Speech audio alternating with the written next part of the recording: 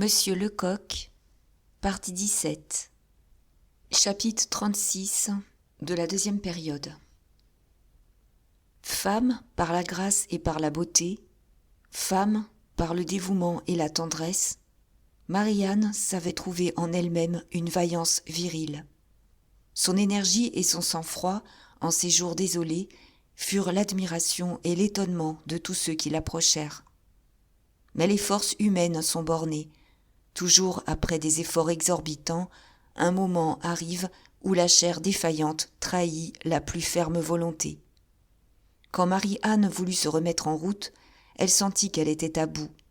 Ses pieds gonflés ne la soutenaient plus, ses jambes se dérobaient sous elle, la tête lui tournait, des nausées soulevaient son estomac et un froid glacial, intense, lui montait jusqu'au cœur. Maurice et le vieux soldat durent la soutenir, la porter presque. Heureusement, il n'était pas fort éloigné, ce village dont les fugitifs apercevaient le clocher à travers la brume matinale. Déjà, ces infortunés distinguaient les premières maisons quand le caporal s'arrêta brusquement en jurant. « Milliards de tonnerres !» s'écria-t-il. « Et mon uniforme ! Entrer avec ce fourniment dans ce méchant village, ce serait se jeter dans la gueule du loup. Le temps de nous asseoir et nous serions ramassés par les gendarmes piémontais. Faut attendre. » Il réfléchit, tortillant furieusement sa moustache, puis, d'un ton qui eût fait frémir et fuir un passant, « À la guerre comme à la guerre, fit-il. Faut acheter un équipement à la foire d'Empoigne. Le premier Pékin qui passe. » Mais j'ai de l'argent, interrompit Maurice, en débouclant une ceinture pleine d'or qu'il avait placée sous ses habits le soir du soulèvement. Eh, que ne le disiez-vous ? Nous sommes des bons, cela étant. Donnez, j'aurais vite trouvé quelques bicoques aux environs. Il s'éloigna et ne tarda pas à reparaître, affublé d'un costume de paysan qu'on eût dit fait pour lui.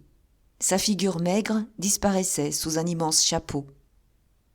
Maintenant, pas accéléré. En avant, marche, dit-il à Maurice et à Marie-Anne, qui le reconnaissaient à peine. Le village où ils arrivaient, le premier après la frontière, s'appelait Saliente. Ils lurent ce nom sur un poteau. La 4e maison était une hôtellerie, au repos des voyageurs. Ils y entrèrent et d'un ton bref commandèrent à la maîtresse de conduire la jeune dame à une chambre et de l'aider à se coucher. On obéit et Maurice et le vieux soldat, passant dans la salle commune, demandèrent quelque chose à manger. On les servit, mais les regards qu'on arrêtait sur eux n'étaient rien moins que bienveillants. Évidemment, on les tenait pour très suspects. Un gros homme, qui semblait le patron de l'hôtellerie, rôda autour d'eux un bon moment, les examinant du coin de l'œil, et finalement, il leur demanda leur nom. « Je me nomme Dubois, » répondit Maurice sans hésiter. « Je voyage pour mon commerce, avec ma femme qui est là-haut et mon fermier que voici. » Cette vivacité heureuse décida un peu l'hôtelier, et atteignant un petit registre crasseux, il se mit à y consigner les réponses. « Et quel commerce faites-vous » interrogea-t-il encore. « Je viens dans votre sacré pays de curieux pour acheter des mulets, » répondit Maurice en frappant sur sa ceinture. Au son de l'or, le gros homme souleva son bonnet de laine. L'élève des mulets était la richesse de la contrée. Le bourgeois était bien jeune, mais il avait le gousset garni. Cela ne suffisait-il pas ? « Vous m'excuserez, » reprit l'hôte d'un tout autre ton. « C'est que, voyez-vous, nous sommes très surveillés. Il y a du tapage, à ce qu'il paraît, vers Montaignac. » L'imminence du péril et le sentiment de la responsabilité donnaient à Maurice un aplomb qu'il ne se connaissait pas. C'est de l'air le plus dégagé qu'il débita une histoire passablement plausible pour expliquer son arrivée matinale, à pied, avec une jeune femme malade. Il s'applaudissait de son adresse, mais le vieux caporal était moins satisfait. « Nous sommes trop près de la frontière pour bivouaquer ici, » grogna-t-il. « Dès que la jeune dame sera sur pied, faudra graisser nos escarpins. » Il croyait, et Maurice espérait comme lui, que 24 heures de repos absolu rétabliraient Marie-Anne. Il se trompait. car elle avait été atteinte aux sources mêmes de la vie. À vrai dire, elle ne semblait pas souffrir, mais elle demeurait immobile et comme engourdie dans une torpeur glacée, dont rien n'était capable de la tirer. On lui parlait, elle ne répondait pas. Entendait-elle? Comprenait-elle? C'était au moins douteux. Par un rare bonheur, la mère de l'hôtelier se trouvait être une vieille brave femme qui ne quittait pas le chevet de Marie-Anne, de Madame Dubois, comme on disait à l'hôtellerie du repos des voyageurs. « Rassurez-vous, disait-elle à Maurice, qu'elle voyait dévorer d'inquiétude. Je connais des herbes, cueillies dans la montagne, au clair de lune.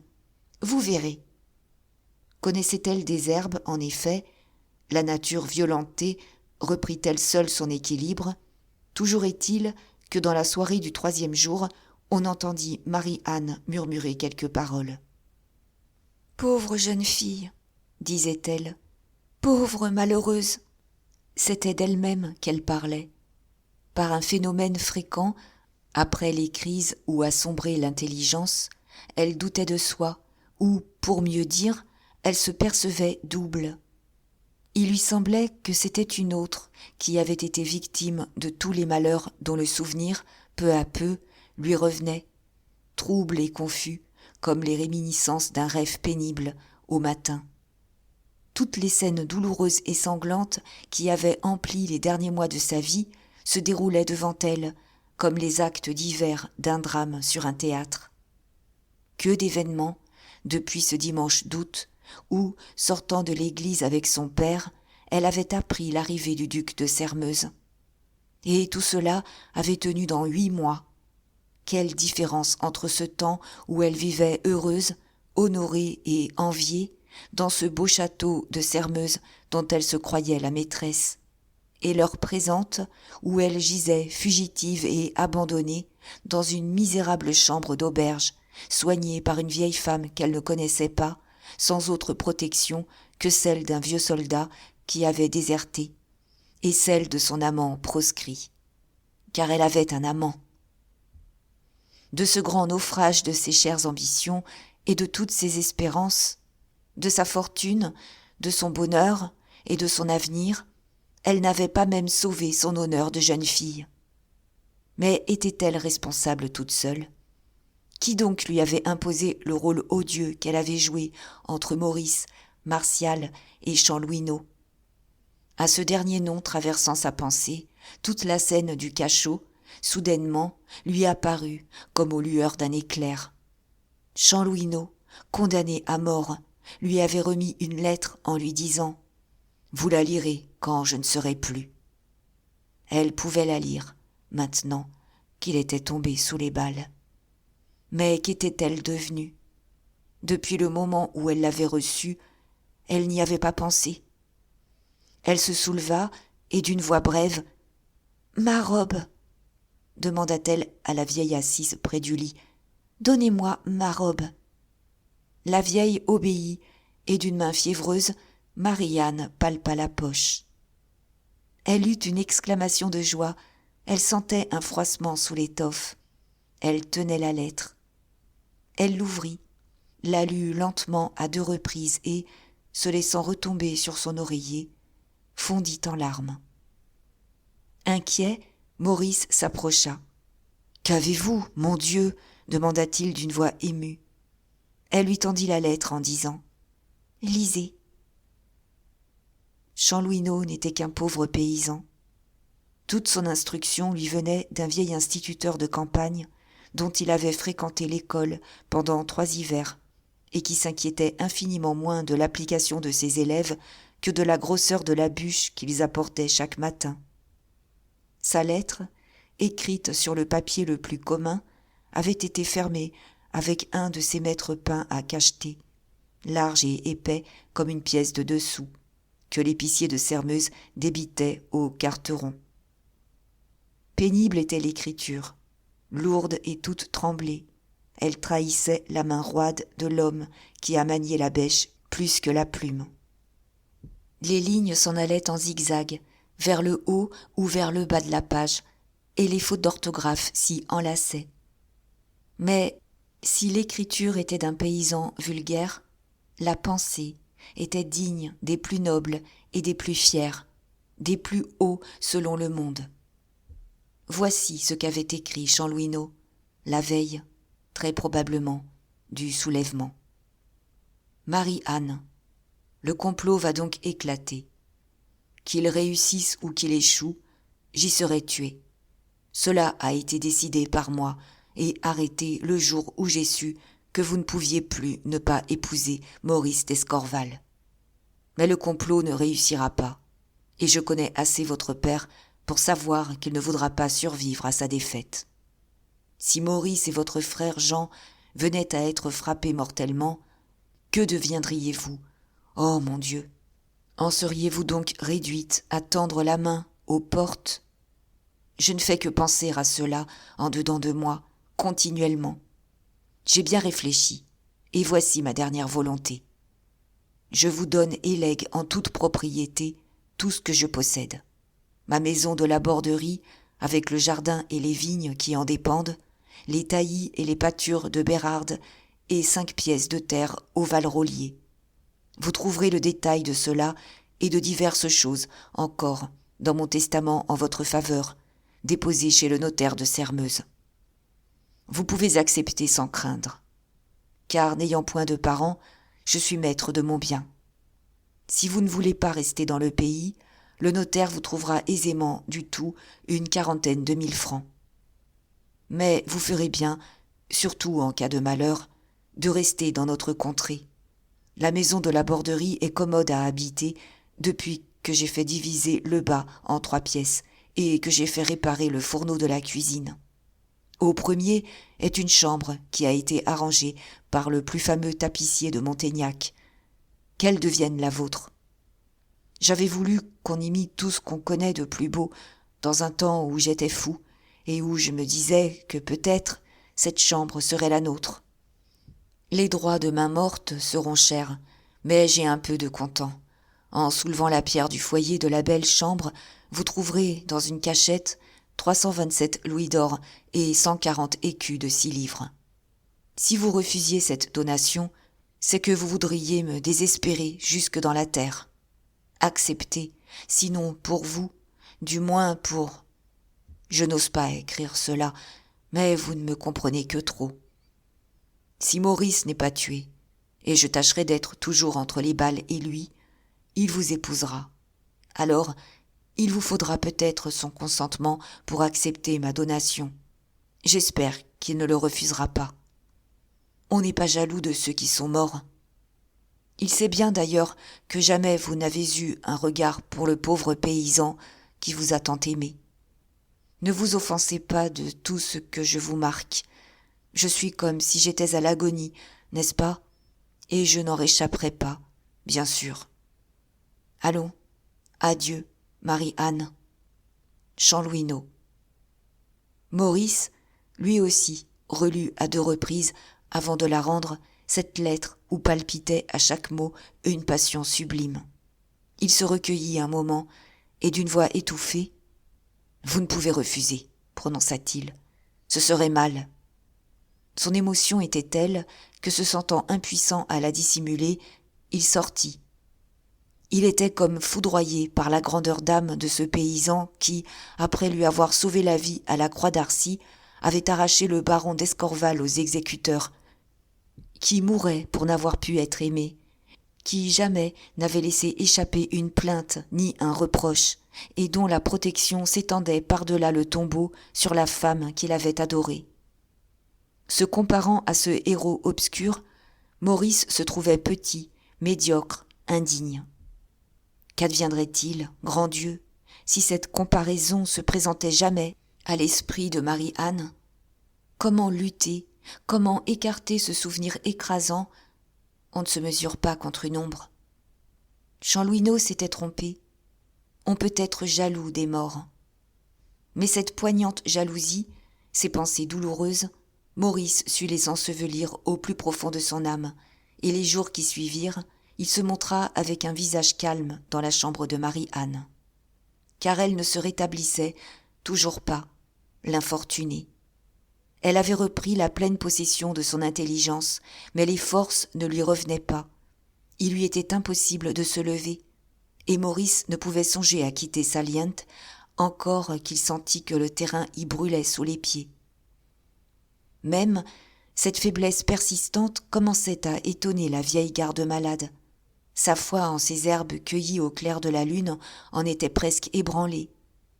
L'honnête caporal Bavois parla le premier de consulter un major, s'il s'en trouvait un, toutefois, ajoutait-il, dans ce pays de sauvages. Oui, il se trouvait un médecin aux environs, et même un homme d'une expérience supérieure. Attaché autrefois à la cour si brillante du prince Eugène, il avait tout à coup quitté Milan et était venu cacher, en cette contrée perdue, un désespoir d'amour, prétendaient les uns, les déceptions de son ambition assuraient les autres. C'est à ce médecin que Maurice eut recours, non sans de longues indécisions, après une conférence avec Marie-Anne. Il vint un matin, monté sur un petit bidet, et avant de se faire conduire à la chambre de la malade, il s'entretint assez longtemps avec Maurice dans la cour de l'hôtellerie, tout en marchant. C'était un de ces hommes auxquels on ne saurait assigner d'âge, qui semblent vieillis plutôt que vieux. Il était grand, maigre et un peu voûté.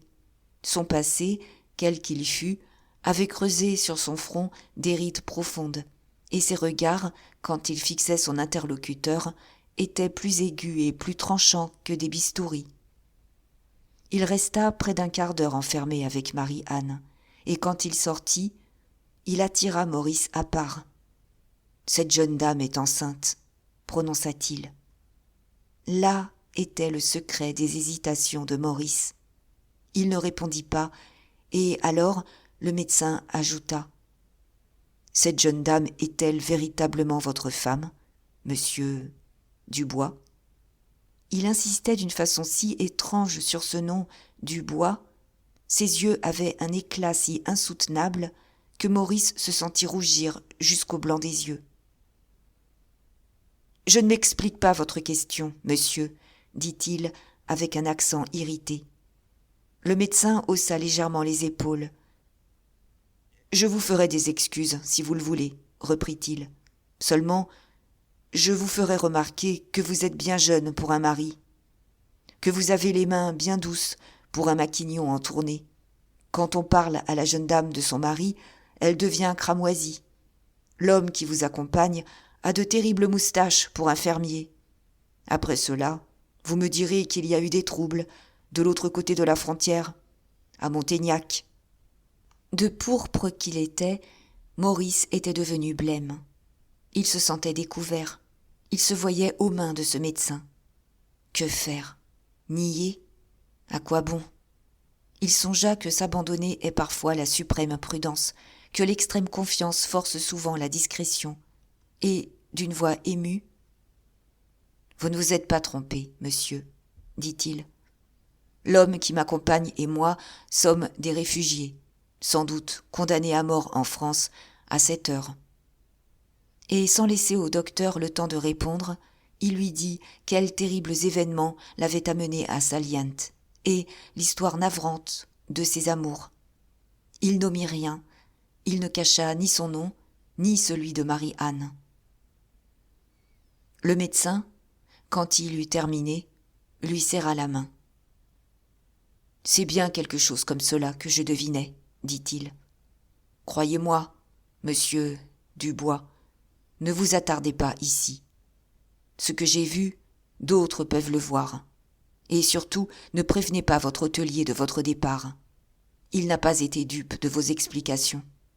L'intérêt seul lui a fermé la bouche. Il vous a vu de l'or. Tant que vous en dépenserez chez lui, il se taira. S'il vous savait à la veille de lui échapper, il parlerait peut-être. Et, monsieur, comment partir ? Dans 2 jours, la jeune dame sera sur pied, interrompit le docteur. Il parut se recueillir, ses yeux se voilèrent comme si la situation de Maurice lui eût rappelé de cruels souvenirs, et d'une voix profonde, il ajouta « Et croyez-moi, au prochain village, arrêtez-vous et donnez votre nom à mademoiselle Lacheneur. Une telle surprise se peignit sur les traits de Maurice que le médecin dut supposer qu'il s'expliquait mal. « Je veux dire, insista-t-il, avec une certaine amertume, qu'un honnête homme ne peut hésiter à épouser au plus tôt cette malheureuse jeune fille. » Le conseil avait paru presque ridicule à Maurice. La leçon l'irrita. « Hé, monsieur !» s'écria-t-il, « avez-vous réfléchi à ce que vous me conseillez ? Comment voulez-vous que moi, proscrit, condamné à mort peut-être, je me procure les pièces qu'on exige pour un mariage ?» Le médecin hochait la tête. « Permettez, vous n'êtes plus en France, monsieur d'Escorval, vous êtes en Piémont. Raison de plus ? Non, parce qu'en ce pays, on se marie encore, on peut se marier du moins, sans toutes les formalités qui vous préoccupent. » Maurice était devenu attentif. « Est-ce possible ? » exclama-t-il. « Oui, qu'un prêtre se trouve, qui consente à votre union, à vous inscrire sur le registre de sa paroisse et à vous donner un certificat, et vous serez unis si indissolublement, mademoiselle Lacheneur et vous, que jamais la cour de Rome ne vous accorderait le divorce. » Suspecter la vérité de ces affirmations était difficile, et cependant Maurice doutait encore. « Ainsi, monsieur, fit-il, tout hésitant, je trouverais un prêtre qui consentirait ?» Le médecin se taisait. On eût dit qu'il se reprochait de s'être tant avancé et de s'occuper ainsi d'une affaire qui n'était pas sienne. Puis, tout à coup, d'un ton brusque, il reprit. « Écoutez-moi bien, monsieur d'Escorval, je vais me retirer. Mais avant, j'aurai soin de recommander à la malade beaucoup d'exercices. Je le lui ordonnerai devant vos hôtes. En conséquence, après-demain, mercredi, vous louerez des mules et vous partirez, mademoiselle Lacheneur, le vieux soldat et vous, comme pour vous promener. Vous pousserez jusqu'à Vigano, à 3 lieues d'ici. C'est là que je demeure. Je vous conduirai à un prêtre qui est mon ami et qui, sur ma recommandation, fera ce que vous lui demanderez. Réfléchissez. Dois-je vous attendre mercredi ? Oh oui, monsieur, oui. Et comment vous remercier ? En ne me remerciant pas. Allons, voici l'hôtelier. Redevenez monsieur Dubois. Maurice était ivre de joie. Il comprenait fort bien toute l'irrégularité d'un tel mariage, mais il était persuadé qu'il rassurerait la conscience troublée de Marie-Anne. Pauvre fille, le sentiment de sa faute la tuait. Il ne lui parla de rien, cependant, redoutant un événement imprévu qui peut-être anéantirait ses projets. La bercée d'espérance qui ne se réaliserait pas serait cruelle, pensait-il. Mais le vieux médecin ne s'était pas avancé à la légère, et tout devait se passer comme il l'avait promis. Un prêtre de Vigano bénit le mariage de Maurice d'Escorval et de Marie-Anne Lacheneur, et après les avoir inscrits sur le registre de son église, leur délivra un certificat que signèrent comme témoins le médecin et le caporal Bavois. Le soir même, les mules étaient renvoyées à Saliente, et les fugitifs qui avaient à redouter les bavardages de l'hôtelier se remettaient en route. L'abbé Midon, au moment de quitter Maurice, lui avait expressément recommandé de gagner Turin le plus tôt possible. « C'est une grande ville, lui avait-il dit, vous y serez perdu comme dans la foule. J'y ai de plus un ami dont voici le nom et l'adresse. Vous irez le voir, et j'espère, par lui, vous faire passer des nouvelles de votre père. » C'est donc vers Turin que Maurice, Marie-Anne et le caporal Bavois se dirigeaient. Mais ils n'avançaient que lentement, obligés qu'ils étaient d'éviter les routes fréquentées et de renoncer aux moyens ordinaires de transport. Selon le hasard des localités, ils louaient une mauvaise charrette, des chevaux le plus souvent, et du lever du soleil à la nuit, ils marchaient. Ces fatigues qui, en apparence, eussent dû achever Marie-Anne, la remirent. Après 5 ou 6 jours, les forces lui revenaient et le sang remontait à ses joues pâlies. « Le sort se lasserait-il donc ?» lui disait Maurice. « Qui sait quelle récompense nous garde l'avenir ?» Non, le sort ne se lassait pas. Ce n'était qu'un répit de la destinée. Par une belle matinée d'avril, les proscrits s'étaient arrêtés pour déjeuner dans une auberge à l'entrée d'un gros bourg. Maurice, le repas fini, venait de quitter la table pour payer l'hôtesse, quand un cri déchirant le ramena. Marie-Anne, pâle et les yeux égarés, agitait un journal, et d'une voix rauque disait « Là, Maurice, regarde !» C'était un journal français, vieux de 15 jours, oublié sans doute par quelques voyageurs, et qui, depuis, traînait sur les tables. Maurice le prit et lut. Hier a été exécuté Lacheneur, le chef des révoltés de Montaignac. Ce misérable perturbateur a conservé jusque sur l'échafaud l'audace coupable dont il avait donné tant de preuves. Tout le reste de l'article, écrit sous l'empire des idées de M. de Sairmeuse et du marquis de Courtaumieux, était sur ce ton. « Mon père a été exécuté !» reprit Marie-Anne d'un air sombre. « Et je n'étais pas là, moi, sa fille, pour recueillir sa volonté suprême et son dernier regard. » Elle se leva et d'un ton bref et impérieux « Je n'irai pas plus loin, » déclara-t-elle. « Il faut revenir sur nos pas, à l'instant, sans perdre une minute. Je veux rentrer en France. » Rentrer en France, s'exposer à des périls mortels, à quoi bon?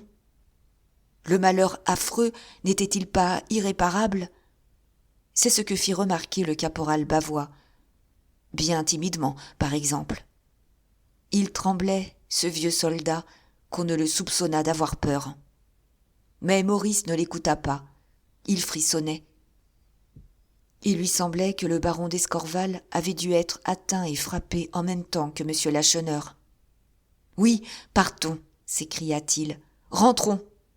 Et comme il ne devait plus être question de prudence, jusqu'au moment où ils fouleraient le sol français, ils se procurèrent une voiture pour les conduire, par la grande route, jusqu'au point le plus rapproché de la frontière. Mais une grave question, terrible, contenant tout leur avenir, préoccupait Maurice et Marie-Anne pendant que les chevaux les emportaient. Marie-Anne avouerait-elle sa grossesse? Elle le voulait, disant que qui a commis la faute doit se résigner au châtiment et à l'humiliation. Maurice frémissait à l'idée seule des mépris qui attendent une pauvre jeune fille séduite, la suppliait, la conjurait, les larmes aux yeux, de dissimuler, de se cacher. « Notre certificat de mariage, disait-il, n'imposerait pas silence aux méchants. Que de misère alors! Il faut cacher ce qui est, il le faut. Nous ne rentrons en France que pour quelques jours, sans doute. » Malheureusement, Marie-Anne céda. « Vous le voulez, dit-elle. J'obéirai. Personne ne saura rien. » Le lendemain, qui était le 17 avril, à la tombée de la nuit, les fugitifs arrivaient à la ferme du père Poignot. Maurice et le caporal Bavois étaient déguisés en paysans. Le vieux soldat avait fait à la sûreté commune un sacrifice qui lui avait tiré une larme. Il avait coupé sa moustache. Chapitre 37. C'est entre l'abbé Midon et Martial de Sairmeuse, le soir, sur la place d'armes de Montaignac, qu'avaient été discutées et arrêtées les conditions de l'évasion du baron d'Escorval. Une difficulté tout d'abord s'était présentée qui avait failli rompre la négociation. « Rendez-moi ma lettre, » disait Martial, « et je sauve le baron. »« Sauvez le baron, » répondait l'abbé, « et votre lettre vous sera rendue. » Mais Martial était de ces natures que l'ombre seule de la contrainte exaspère. L'idée qu'il paraîtrait se rendre à des menaces, quand en réalité il ne se rendait qu'aux larmes de Marie-Anne, lui fit horreur. « Voici mon dernier mot, monsieur le curé, » prononça-t-il. « Remettez-moi à l'instant ce brouillon que m'a arraché une ruse de Chanlouineau, et je vous jure sur l'honneur de mon nom que tout ce qu'il est humainement possible de faire pour sauver le baron, je le ferai. Sinon, si vous vous défiez de ma parole, bonsoir. » La situation était désespérée, le danger pressant, le temps mesuré. Le ton de Martial annonçait une résolution inébranlable. L'abbé pouvait-il hésiter? Il tira la lettre de sa poche et, la tendant à Martial, « Voici, monsieur, » prononça-t-il d'une voix solennelle. « Souvenez-vous que vous venez d'engager l'honneur de votre nom. »« Je me souviendrai, monsieur le curé. Allez chercher les cordes. C'est ainsi que les choses s'étaient passées. C'est dire la douleur de l'abbé Midon quand eut lieu l'épouvantable chute du baron, et sa stupeur quand Maurice s'écria que la corde avait été coupée. « C'est ma confiance qui tue le baron, dit-il. Et cependant, il ne pouvait se résoudre à charger Martial de cette exécrable action. Elle trahissait une profondeur de scélératesse et d'hypocrisie qu'on ne rencontre guère chez les hommes de moins de 25 ans. Mais il avait sur ses émotions la puissance du prêtre. Nul ne put soupçonner le secret de ses pensées.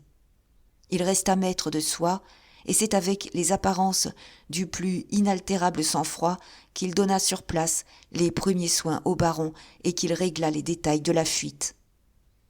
Quand il vit M. d'Escorval installé chez Poignot, quand il eut vu s'éloigner le cortège destiné à donner le change, il respira. Ce seul fait que le baron avait pu supporter le transport trahissait dans ce pauvre corps brisé une intensité de vie qu'on n'y eût pas soupçonnée. L'important, à cette heure, était de se procurer les instruments de chirurgie et les médicaments qu'exigeait l'état du blessé. Mais où, mais comment se les procurer ? La police du marquis de Courtaumieux épiait les médecins et les pharmaciens de Montaignac, espérant arriver par eux et, à leur insu, jusqu'au blessé du soulèvement. Le passé de l'abbé Midon sauva le présent. Lui qui s'était fait la providence des malheureux de sa paroisse, lui qui, pendant 10 ans, avait été le médecin et le chirurgien des pauvres, il avait à sa cure une trousse presque complète, et cette grande boîte de médicaments qu'il portait sur le dos dans ses tournées.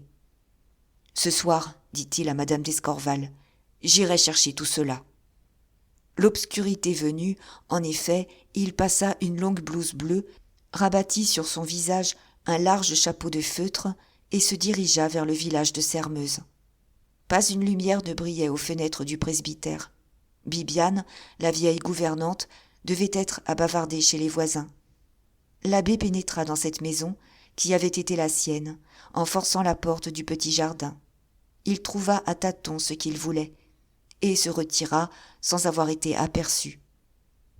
Et cette nuit-là même, si quelque espion eût rôdé autour de la ferme du père Poignot, il eût entendu 2 ou 3 cris effrayants, sinistres comme ceux de la bête qu'on égorge.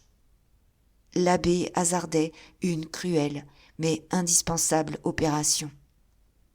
Son cœur tremblait, mais non la main qui tenait le bistouri, quoique jamais il n'eût rien tenté de si difficile. « Ce n'est point sur ma faible science que je compte, avait-il dit. J'ai mis mon espoir plus haut. » Cet espoir ne fut pas déçu, car à 3 jours de là, le blessé, après une nuit relativement paisible, parut reprendre connaissance.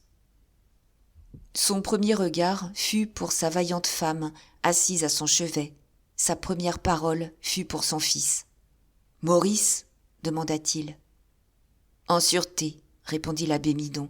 « Il doit être sur la route de Turin. » Les lèvres de M. d'Escorval s'agitèrent comme s'il eût murmuré une prière, et d'une voix faible, « Nous vous devrons tous la vie, curé, dit-il, car je crois bien que je m'en tirerai. » Tout faisait supposer qu'il s'en tirerait, en effet, non sans souffrances atroces, cependant, non sans des complications qui parfois faisaient trembler ceux qui l'entouraient. Plus heureux, Jean Lacheneur fut sur pied à la fin de la semaine. En ces circonstances périlleuses, le père Poignot et ses fils, ces braves gens dont on avait mis le courage en doute, furent héroïques. Pour que personne ne soupçonnât la présence de leurs hôtes, ils surent déployer cette finesse de paysans près de laquelle la rouerie des plus subtils diplomates n'est que simplicité. Ainsi s'étaient écoulés 40 jours, quand un soir, c'était le 17 avril, pendant que l'abbé Midon lisait un journal au baron d'Escorval, la porte du grenier s'entrebâilla doucement, et un des fils Poignot se montra et disparut aussitôt. Sans affectation, le prêtre acheva sa phrase, posa son journal et sortit. « Qu'est-ce » demanda-t-il au jeune gars. « Eh, monsieur le curé, monsieur Maurice, mademoiselle Lacheneur et le vieux caporal viennent d'arriver. Ils voudraient monter. » En 3 bonds, l'abbé Midon descendit le roi d'escalier. « Malheureux !» s'écria-t-il en marchant sur les 3 imprudents. « Que voulez-vous » Et, s'adressant à Maurice, « C'est par vous et pour vous que votre père a failli mourir. Craignez-vous donc qu'il en réchappe, que vous revenez au risque de montrer au délateur le chemin de sa retraite ? Partez !» Le pauvre garçon, atterré, balbutiait des excuses inintelligibles. L'incertitude lui avait paru pire que la mort. Il avait appris le supplice de M. Lacheneur. Il n'avait pas réfléchi. Il allait s'éloigner. Il ne demandait qu'à voir son père. Il voulait seulement embrasser sa mère. Le prêtre fut inflexible. « Une émotion peut tuer votre père, » déclara-t-il. « Apprendre à votre mère votre retour et à quel danger vous vous êtes follement exposé serait lui enlever toute sécurité. Retirez-vous, repassez la frontière cette nuit même. » Jean Lacheneur, témoin de cette scène, s'approcha. « Je m'éloignerai aussi, monsieur le curé, dit-il, et je vous prierai de garder ma sœur. La place de Marie-Anne est ici, et non sur les grands chemins. » L'abbé Midon se tut, évaluant les chances bonnes ou mauvaises, puis, brusquement, « Soit, dit-il, partez. Je n'ai vu votre nom sur aucune liste. On ne vous poursuit pas. » Ainsi séparé tout à coup de celle qui était sa femme, après tout, Maurice eût voulu se concerter avec elle, lui adresser ses dernières recommandations. L'abbé ne le permit pas. « Fuyez, dit-il encore en entraînant Marie-Anne. Adieu. » Le prêtre s'était trop hâté. Lorsque Maurice avait tant besoin des conseils de sa sagesse, il le livrait aux inspirations de la haine furieuse de Jean Lacheneur. Dès qu'ils furent dehors, « Voilà donc, s'écria Jean, l'œuvre des Sermeuses et du marquis de Courtaumieux. Je ne sais, moi, où ils ont jeté le corps de mon père exécuté. Vous ne pouvez, vous, embrasser votre père, lâchement, traîtreusement assassiné par eux. » Il eut un éclat de rire nerveux, strident, terrible, et d'une voix rauque poursuivit. « Et cependant, si nous gravissions cette éminence, nous apercevrions, dans le lointain, le château de Sermeuse illuminé. Ce soir, on fête le mariage de Martial et de mademoiselle Blanche. Nous errons à l'aventure, nous, sans amis, sans asile. Là-bas, ils tiennent table, ils rient, les vers se choquent. » Il n'en fallait pas tant pour rallumer toutes les colères de Maurice. Tout son sang afflua à son cerveau. Il oublia tout pour se dire que troubler cette fête de sa présence serait une vengeance digne de lui. « Je vais aller provoquer Martial, » s'écria-t-il, « à l'instant, chez lui. » Mais Jean l'interrompit. « Non, dit-il, pas cela. Ils sont lâches, ils vous feraient arrêter. Il faut écrire, je porterai la lettre. » Le caporal Bavois les entendait. Il eût pu s'opposer à leur folie. Mais non, il trouvait toute naturelle et on ne peut plus logique leur fureur de vengeance. Et jugeant qu'ils n'avaient pas froid aux yeux, il les estimait davantage.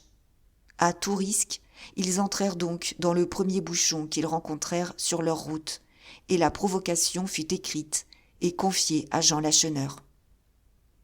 Chapitre 38. Troubler la fête du château de Sermeuse, changer en tristesse la joie d'un premier jour de mariage, épouvanter de sinistres présages l'union de Martial et de mademoiselle Blanche de Courtaumieux. Voilà, en vérité, tout ce qu'espérait Jean Lacheneur. Quant à croire que Martial, triomphant et heureux, accepterait le cartel de Maurice, misérable et proscrit, il ne le croyait pas. Même, tout en attendant Martial dans le vestibule du château, il s'armait contre les mépris et les railleries dont ne manquerait pas de l'accabler tout d'abord, présumait-il, ce froid et hautain gentilhomme qu'il venait défier.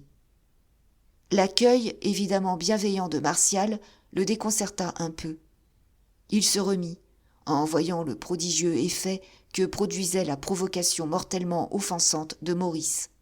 « Nous avons frappé juste, » pensait-il.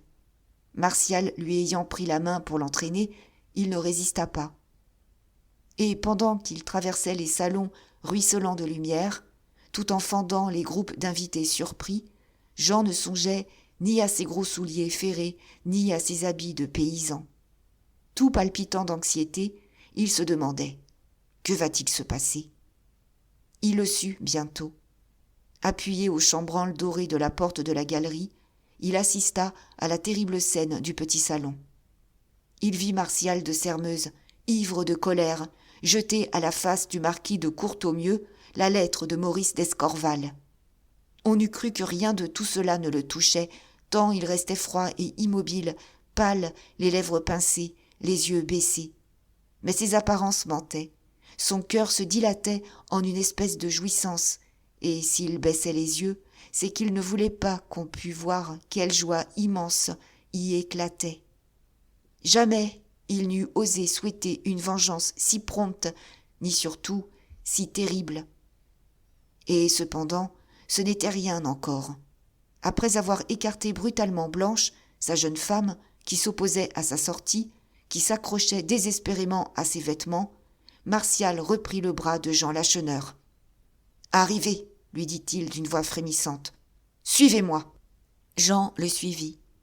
Ils traversèrent de nouveau la grande galerie, au milieu des invités pétrifiés. Mais, au lieu de gagner le vestibule, Martial s'empara d'un candélabre allumé sur une console et ouvrit une petite porte qui donnait sur un escalier de service. « Où me conduisez-vous » demanda Jean Lacheneur. Martial, qui avait déjà gravi 2 ou 3 marches, se retourna. « Avez-vous donc peur » fit-il. L'autre haussa les épaules et, froidement, « Si vous le prenez ainsi, prononça-t-il, montons. » Ils montèrent au second étage du château et arrivèrent à un appartement à demi démeublé où tout était en désordre. C'était l'appartement de garçon de Martial. La veille au soir, il avait bien cru qu'il y couchait pour la dernière fois. Cet appartement, autrefois, était celui de Jean Lacheneur lorsqu'il venait passer les vacances près de son père, et rien n'y avait été changé. Il reconnaissait les rideaux à ramages, les grandes rosaces du tapis et jusqu'au vieux fauteuil où il avait lu tant de romans en cachette. Dès qu'ils furent entrés, Martial courut à un petit secrétaire resté dans un angle, le brisa plutôt qu'il ne l'ouvrit et prit dans un tiroir un papier plié fort menu qu'il glissa dans sa poche. Bien qu'il parût agir dans la plénitude de sa volonté, un observateur eût été effrayé de ses mouvements saccadés, de sa pâleur et de l'éclat de ses yeux. Les fous, quand ils paraissent se conduire le plus raisonnablement, se trahissent par un extérieur pareil. « Maintenant, dit-il, partons. Il faut éviter une scène. Mon père et ma femme me cherchent sans doute. Nous nous expliquerons dehors. » Ils descendirent en toute hâte, sortirent par les jardins et eurent bientôt atteint la longue avenue de Sairmeuse. Alors, Jean Lacheneur s'arrêta court. « Venir si loin pour un oui ou un non était, je crois, inutile, dit-il. Enfin, vous l'avez voulu. Que dois-je répondre à Maurice d'Escorval ?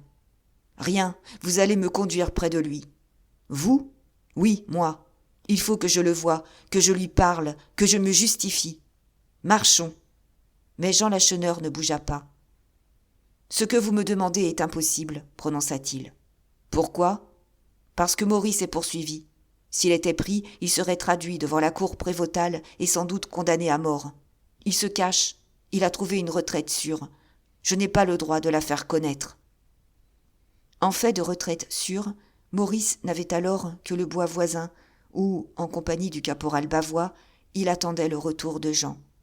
Mais Jean n'avait pu résister à la tentation de prononcer cette réponse, plus insultante que s'il eût dit simplement « Nous craignons les délateurs ». La preuve que Martial n'était pas soi, c'est que lui, si fier, si violent, il ne releva pas l'outrage. « Vous vous défiez de moi » fit-il tristement. Jean Lacheneur se tut. Nouvelle offense. « Cependant, insista Martial, après ce que vous venez de voir et d'entendre, vous ne pouvez plus me soupçonner d'avoir coupé les cordes que j'ai portées au baron d'Escorval. Non, je suis persuadé que vous êtes innocent de cette atroce lâcheté. Vous avez vu comment j'ai puni celui qui a osé compromettre l'honneur du nom de Sairmeuse. Et celui-là, cependant, est le père de la jeune fille que j'ai épousée aujourd'hui même. J'ai vu, Mais je vous répondrai quand même, impossible. Véritablement, Jean était stupéfait de la patience, il faut dire plus, de l'humble résignation de Martial. Au lieu de se révolter, Martial tira de sa poche le papier qu'il était allé prendre à son appartement, et le tendant à Jean, « Ceux qui m'infligent cette honte, qu'on doute de ma parole, seront châtiés, dit-il d'une voix sourde. Vous ne croyez pas à ma sincérité, Jean. En voici une preuve que je comptais remettre à Maurice et qui vous rassurera. Qu'est-ce que cette preuve ? Le brouillon écrit de ma main, en échange duquel mon père a favorisé l'évasion du baron d'Escorval. Un inexplicable pressentiment m'a empêché de brûler cette pièce compromettante. Je m'en réjouis aujourd'hui. Reprenez cette lettre. Elle me remet à votre discrétion. » Tout autre que Jean Lacheneur eût été touché de cette grandeur d'âme, que d'aucuns eussent taxé d'héroïque niaiserie. Jean demeura implacable. Il avait au cœur une de ces haines que rien ne désarme, qui circulent dans les veines comme le sang, que nulle satisfaction n'assouvisse, qui, loin de s'affaiblir avec les années, grandissent et deviennent plus terribles. Il eut tout sacrifié, il sacrifia tout en ce moment, le malheureux, à l'ineffable jouissance de voir à ses pieds ce fier marquis qu'il exécrait. « Bien, dit-il, je remettrai cela à Maurice. C'est un gage d'alliance, ce me semble. » Jean Lacheneur eut un geste terrible d'ironie et de menace. « Un gage d'alliance » s'écria-t-il. « Comme vous y allez, monsieur le marquis. Avez-vous donc oublié tout le sang qui a coulé entre nous ? Vous n'avez pas coupé les cordes, soit. Mais qui donc a condamné à mort le baron d'Escorval innocent ? N'est-ce pas le duc de Sermeuse ? Une alliance. Vous oubliez donc que vous et les vôtres, vous avez conduit mon père à l'échafaud ? Comment avez-vous remercié cet homme dont l'héroïque probité vous a rendu une fortune ? Vous avez essayé de séduire sa fille, ma pauvre Marie-Anne. Vous ne l'avez pas séduite, mais vous l'avez bien perdue de réputation. J'ai offert mon nom et ma fortune à votre sœur. Je l'eusse tuée de ma main si elle eût accepté. C'est que je n'oublie pas, moi, et je vous le prouverai. Si jamais quelque grand malheur atteint la noble famille de Sermeuse, pensez à Jean Lacheneur. Sa main y sera pour quelque chose. » Il s'emportait, il s'oubliait, une violente secousse de sa volonté lui rendit sa froideur, et d'un ton posé, il ajouta « Et si vous tenez tant à voir Maurice, soyez demain à la lande de l'Arèche à midi. Il y sera. Au revoir. » Ayant dit, il se jeta brusquement de côté, franchit d'un bond le talus de l'avenue et disparut dans les ténèbres. « Jean !» cria Martial d'une voix presque suppliante. « Jean ! Revenez ! Écoutez-moi !» Pas de réponse. Et bientôt, le bruit des souliers ferrés du frère de Marie-Anne s'éteignit sur la terre labourée. Une sorte d'étourdissement, comme après une chute, s'était emparé du jeune marquis de Sermeuse, et il restait debout à la même place, au milieu de l'avenue, immobile, sans projet et sans pensée. Un cheval qui passait à fond de train, lancé du côté de Montaignac, et qui, en passant, faillit l'écraser, le tira de cet anéantissement. Il tressaillit comme un homme éveillé en sursaut, et la conscience de ses actes qu'il avait perdus en lisant la provocation de Maurice lui revint. Maintenant, il pouvait juger sa conduite, comme l'ivrogne qui, l'ivresse dissipée, constate avec épouvante ses extravagances. Était-ce vraiment lui, Martial, le flegmatique railleur, l'homme qui vantait son sang-froid et son insensibilité parfaite, qui s'était laissé emporter ainsi ? Hélas, oui. Et quand Blanche de Courtornieu, désormais la marquise de Sermeuse, accusait Marie-Anne, la clairvoyance de sa jalousie ne la trompait pas absolument. Martial, qui eût dédaigné l'opinion du monde entier, fut comme frappé de vertige à l'idée que Marie-Anne le méprisait sans doute et qu'elle le tenait pour un traître et pour un lâche. C'est pour elle que, dans un accès de rage, il avait voulu une éclatante justification. S'il suppliait Jean de le conduire près de Maurice d'Escorval, c'est que près de Maurice, il espérait trouver Marie-Anne pour lui dire Les apparences étaient contre moi, mais je suis innocent, et je l'ai prouvé en démasquant le coupable. » C'est à Marie-Anne qu'il eût voulu remettre le brouillon qu'il avait conservé, se disant qu'à tout le moins il l'étonnerait à force de générosité. Son attente avait été trompée, et il n'apercevait plus de réel qu'un scandale inouï. « Ce sera le diable à arranger, cet esclandre, » se dit-il. « Mais baste, personne n'y pensera plus dans un mois. Le plus court est d'aller au-devant des commentaires. Rentrons. » Il disait cela, « rentrons », du ton le plus délibéré. Le fait est qu'à mesure qu'il approchait du château, sa résolution chancelait. La fête de ses noces, qui devait être si magnifique, était déjà terminée. Les invités ne se retiraient pas, ils s'enfuyaient. Martial réfléchissait qu'il allait se trouver seul entre sa jeune femme, son père et le marquis de Courtornieu. Que de reproches alors, de cris, de larmes, de colère et de menaces. Et il affronterait tout cela ? Ma foi, non. Prononça-t-il à demi-voix, pas si bête, laissons-leur la nuit pour se calmer. Je reparaîtrai demain. Mais où passer la nuit ? Il était en costume de cérémonie, nu-tête, et il commençait à avoir froid. La maison occupée par le duc à Montaignac était une ressource. J'y trouverai un lit, songea-t-il, des domestiques, d'autres habits, du feu, et demain un cheval pour revenir. C'était une longue traite à faire à pied, mais dans sa disposition d'esprit, cela ne lui déplut pas. Le domestique qui vint lui ouvrir, quand il frappa, faillit tomber de son haut en le reconnaissant. « Vous, monsieur le marquis ? » ?»« Oui, moi. Allume-moi un grand feu dans le salon et apporte-mi des vêtements pour me changer. » Le valet obéit, et bientôt Martial se trouva seul, étendu sur un canapé devant la cheminée. « Il serait beau de dormir, » se disait-il, car le railleur reprenait le dessus. Il essaya, mais il n'était pas de cette force. Sa pensée lui échappait pour s'envoler à Sairmeuse, dans cette chambre nuptiale où il avait prodigué les plus exquises recherches du luxe.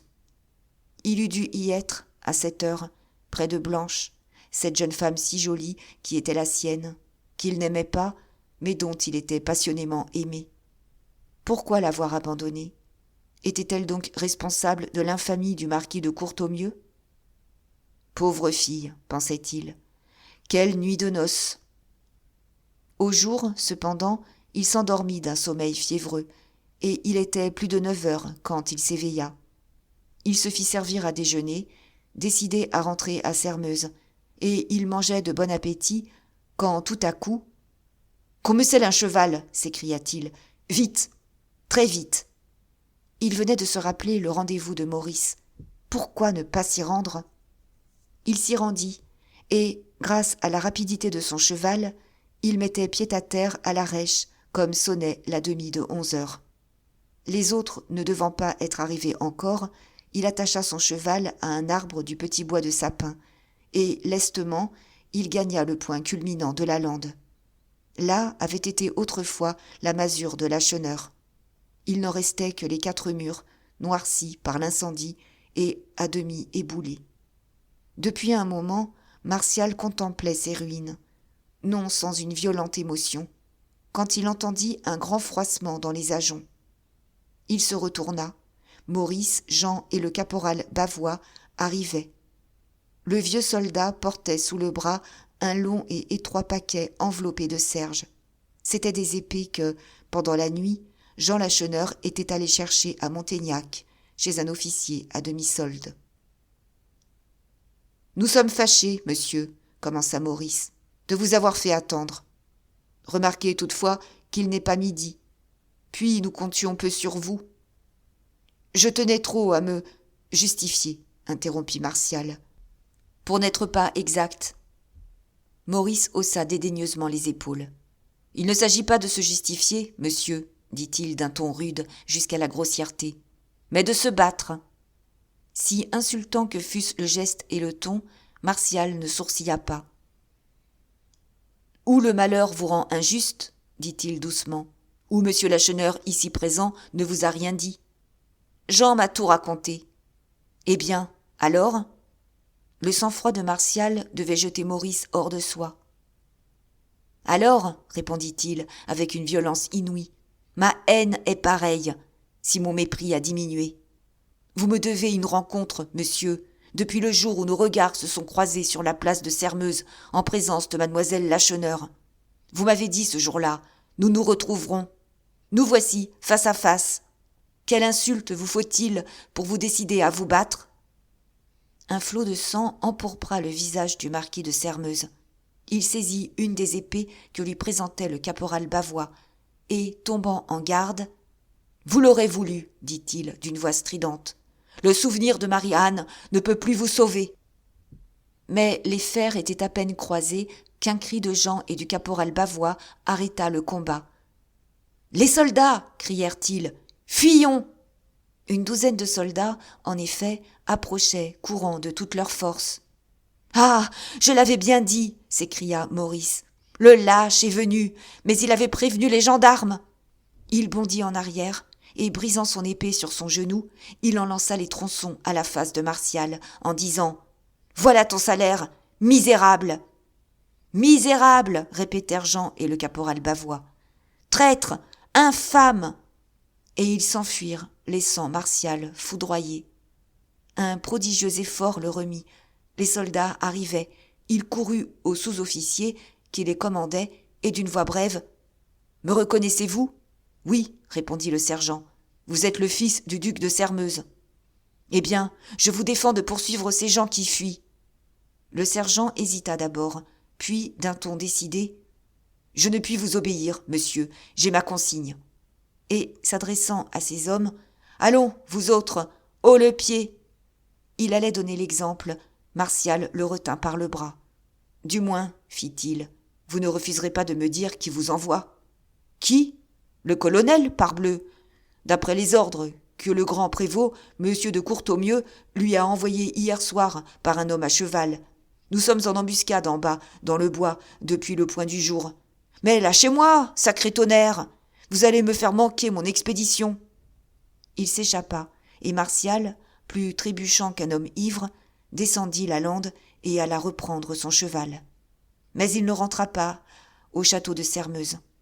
Il revint à Montaignac et passa le reste de l'après-midi enfermé dans sa chambre. Et le soir même, il expédiait à Sermeuse 2 lettres, l'une à son père, l'autre à sa jeune femme. Chapitre 39. Si abominable que Martial imagina le scandale de ses emportements, l'idée qu'il s'en faisait restait encore au-dessous de la réalité. La foudre tombant au milieu de la galerie n'eût pas impressionné les hôtes de Sermeuse si terriblement que la lecture de la provocation de Maurice d'Escorval. Un frisson courut par l'assemblée quand Martial, effrayant de colère, lança la lettre froissée au visage de son beau-père, le marquis de Courtomieux. Et quand le marquis s'affaissa sur un fauteuil, quelques jeunes femmes, plus sensibles que les autres, ne purent retenir un cri d'effroi.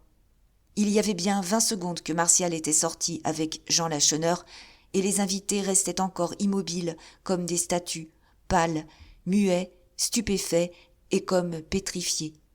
Ce fut Madame Blanche, la mariée, qui rompit le charme. Pendant que le marquis de Courtomieux se pâmait sans que personne encore songeât à le secourir, pendant que le duc de Sermeuse trépignait et se mordait les poings de colère, la jeune marquise essaya de sauver la situation. Le poignet meurtri de l'étreinte brutale de Martial, le cœur tout gonflé de haine et de rage, plus blanche que son voile de mariée, elle eut la force de retenir ses larmes prêtes à jaillir. Elle sut contraindre ses lèvres à sourire. « C'est vraiment donner trop d'importance à un petit malentendu qui s'expliquera demain, » dit-elle, presque gaiement, aux personnes les plus rapprochées d'elle. Et aussitôt, s'avançant jusqu'au milieu de la galerie, elle fit signe à l'orchestre de commencer une contredanse. Mais aux premières mesures de l'orchestre, éclatant soudainement, tous les invités, d'un mouvement unanime, se précipitèrent vers la porte. On eût dit que le feu venait de prendre au château. On ne se retirait pas, on fuyait. 1 heure plus tôt, le marquis de Courtomieux et le duc de Sermeuse étaient excédés d'empressements serviles et de plates adulations. En ce moment, ils n'eussent pas trouvé dans toute cette foule si noble un homme assez hardi pour leur tendre ouvertement la main. C'est que l'instant d'avant, on les croyait tout-puissants. Ils venaient, pensait-on, de rendre un grand service en étouffant la conspiration. On les savait bien en cour et amis du roi. On leur supposait, sur l'esprit des ministres, une influence qui devait tourner au profit de leurs amis. Tandis que maintenant, à la suite de la lettre si explicite de Maurice, après les aveux de Martial, on voyait le duc et le marquis précipités du fait de leur grandeur, disgraciés, punis peut-être. Or, le grand art consiste à pressentir les disgrâces. Héroïque jusqu'au bout, la mariée fit, pour arrêter cette déroute, d'incroyables efforts. Debout près de la porte de la galerie, son plus attrayant sourire aux lèvres, Madame Blanche prodiguait les plus encourageantes et les plus flatteuses paroles, s'épuisant en arguments pour rassurer ses déserteurs. Elle essayait de piquer les amours-propres, elle faisait honte aux danseurs, elle s'adressait aux jeunes filles. Effort vain, sacrifice inutile. Beaucoup de femmes, sans doute, ce soir-là, se donnèrent la délicate jouissance de faire payer à la jeune marquise de Sairmeuse les dédains et les épigrammes de Blanche de Courtornieu. Enfin, le moment arriva où, de tous ces hôtes si empressés à accourir, le matin, il ne resta plus qu'un vieux gentilhomme, lequel, prudemment, à cause de sa goutte, avait laissé s'écouler la foule. Il s'inclina en passant devant la jeune marquise de Sairmeuse, et, rougissant de cette insulte à une femme, il sortit comme les autres. Madame Blanche était seule. Elle n'avait plus besoin de se contraindre. Il n'y avait plus là de témoins pour épier ses horribles souffrances et en jouir.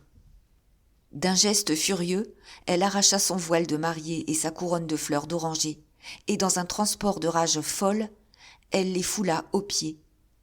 Un valet de pied traversant la galerie, elle l'arrêta. « Éteignez partout !» lui dit-elle, comme si elle eût été chez son père, à Courtornieu, et non pas à Sairmeuse. On lui obéit, et alors, pâle et échevelée, les yeux hagards, elle courut au petit salon où avait eu lieu la scène. Des domestiques s'empressaient autour du marquis de Courtornieu qui gisait sur une causeuse. On avait, quand il s'était affaissé, prononcé le terrible mot d'apoplexie. Mais le duc de Sairmeuse avait haussé les épaules. Tout le sang de ses veines affluerait à son cerveau, qui ne lui donnerait pas seulement un étourdissement, dit-il. C'est que M. de Sairmeuse était furieux contre son ancien ami. Même, en y réfléchissant, il ne savait trop si c'était à Martial ou au marquis de Courtornieu qu'il devait en vouloir le plus. Martial, par ses aveux publics, venait certainement de renverser l'échafaudage de sa fortune politique.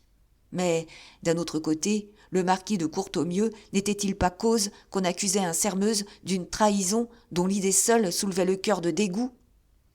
Enfoncé dans un fauteuil, les traits contractés par la colère, il suivait les mouvements des domestiques, quand Madame Blanche entra. Elle se posa devant lui, croisant les bras, et d'une voix sourde. « Qui donc vous retenait ici, monsieur le duc ?» prononça-t-elle. « Pendant que je restais seule, exposée aux dernières humiliations ?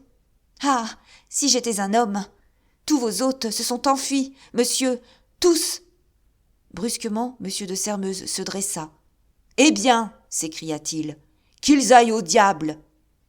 C'est que de tous ces hôtes qui venaient de quitter ses salons, rompant ainsi violemment avec lui, il n'en était pas un seul que le duc de Sairmeuse regrettât.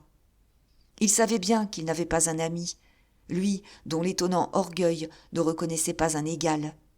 Donnant une fête pour le mariage de son fils, il y avait convié tous les gentilshommes de la contrée. Ils étaient venus. Bien. Ils s'enfuyaient. Bon voyage. Si le duc enrageait de cette désertion, c'est qu'elle lui présageait, avec une terrible éloquence, la disgrâce tant redoutée. Cependant, il essaya de se mentir à lui-même. « Ils reviendront, dit-il à Madame Blanche. Nous les reverrons repentants et humbles. Fiez-vous à moi. Mais où donc peut être Martial ?» Les yeux de la jeune femme flamboyèrent, mais elle ne répondit pas. « Serait-il sorti avec le fils de ce scélérat de Lacheneur ?» reprit le duc. « Je le crois. »« Il ne saurait tarder à rentrer. »« Qui sait ?» M. de Sairmeuse donna sur la cheminée un coup de poing à briser le marbre. « Jarnibieux !» s'écria-t-il. « Ce serait combler la mesure !» La jeune mariée dut croire que le duc s'inquiétait et s'irritait pour elle, mais elle se trompait. Il ne songeait qu'au calcul de son ambition déçue. Quoi qu'il en dît, il s'avouait, à part soi, la supériorité de son fils. Il avait confiance en son génie d'intrigue, et, avant de rien résoudre, il voulait le consulter. « C'est lui qui a fait le mal, » murmurait-il. « C'est à lui de le réparer. Et Jarnibieux, il en est bien capable, s'il le veut. » Et tout haut, il reprit. « Il faut retrouver Martial. Il faut... » D'un geste terrible de douleur et de colère, Madame Blanche l'interrompit. « Il faut chercher Marie-Anne, dit-elle, si vous voulez retrouver mon mari. » Le duc avait eu une pensée pareille. Il n'osa l'avouer.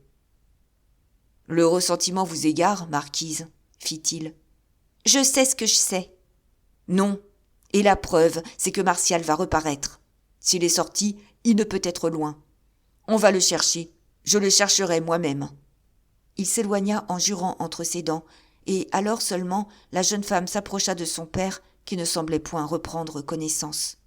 Elle lui secoua le bras, rudement, et de son accent le plus impérieux. « Mon père !» appela-t-elle. « Mon père !» Cette voix, qui tant de fois l'avait fait trembler, agit sur M. de Courtornieu plus efficacement que l'eau de Cologne des domestiques. Il entr'ouvrit languissamment un œil, qu'il referma aussitôt, mais non si vite que sa fille ne s'en aperçut. « J'ai à vous parler, » insista-t-elle. « Relevez-vous !» Il n'osa désobéir, et, péniblement, il se redressa sur la causeuse, la cravate dénouée, le visage marbré de grandes plaques rouges. « Ah, que je souffre !» geignait-il. « Que je souffre !» Sa fille l'écrasa d'un regard méprisant et d'un ton d'ironie amère. « Pensez-vous que je suis aux anges ?» prononça-t-elle. « Parle donc, » soupira M. de Courtornieu. « Parle, puisque tu le veux. » Mais la jeune femme ne pouvait se livrer ainsi. « Retirez-vous, » dit-elle aux domestiques. Ils se retirèrent, et après qu'elle eut poussé le verrou de la porte, « Parlons de Martial, » commença-t-elle. À ce nom, M. de Courtornieu bondit, et ses poings se crispèrent. « Ah, le misérable !» s'écria-t-il. « Martial est mon mari, mon père. »« Quoi ? Après ce qu'il a fait, vous osez le défendre ?»« Je ne le défends pas, mais je ne veux pas qu'on me le tue. » Qui eût, en ce moment, annoncé la mort de Martial, n'eût pas désespéré M. de Courtornieu. « Vous l'avez entendu, mon père, » poursuivit Madame Blanche. « On assigne pour demain, à midi, un rendez-vous à Martial, à la lande de la Rêche. Je le connais. Il a été insulté, il s'y rendra. Y rencontrera-t-il un adversaire loyal ? Non, il y trouvera des assassins. Vous pouvez l'empêcher d'être assassiné. Moi ? Mon Dieu, et comment ? En envoyant à la Rêche des soldats qui se cacheront dans le bois et qui, le moment venu, arrêteront les scélérats qui en veulent au jour de Martial. » Le marquis hocha gravement la tête. « Si je faisais cela, dit-il, Martial est capable de tout. Oui, je le sais. Mais que vous importe si je prends tout sur moi ? » Quelle était la véritable intention de la mariée ? M. de Courtornieu essaya vainement de la pénétrer. « Il faut expédier des ordres à Montaignac, » insista-t-elle. Moins émue, elle eût vu l'ombre d'une pensée mauvaise voiler les yeux de son père. Il songeait que faire ce que désirait sa fille, c'était se venger de Martial, et de la façon la plus cruelle, et le déshonorer, lui qui se souciait si peu de l'honneur des autres. « Soit, fit-il, tu l'exiges ? Je vais écrire. » Sa fille lui apporta vivement de l'encre et des plumes, et tant bien que mal, car ses mains tremblaient, il minuta des instructions pour le colonel de la Légion de Montaignac. Madame Blanche descendit elle-même cette lettre à un domestique.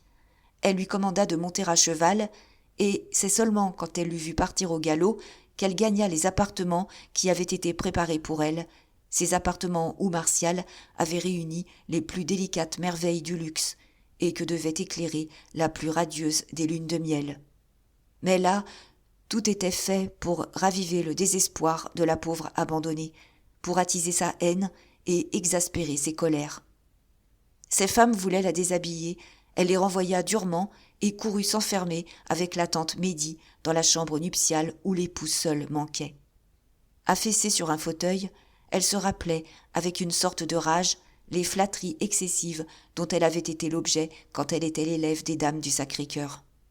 Alors, on s'étudiait à lui persuader qu'en raison de tous ses avantages de naissance, de fortune, d'esprit et de beauté, elle devait être plus heureuse que les autres.